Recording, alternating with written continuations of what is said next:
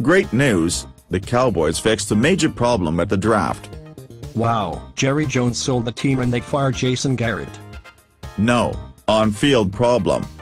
They found some interior linemen and safeties. No, we got a guard. Ken Griffey, you got one of the elite guards. The center from Wisconsin.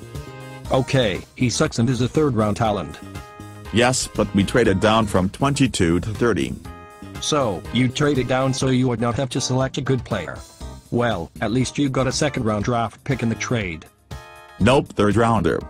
So, you got less than what the Patriots, Raiders and Bills all got for trading down. Yes, but this is how the Cowboys built their dynasties, by trading down. You forgot the most important part: not having Jerry Jones pick the players.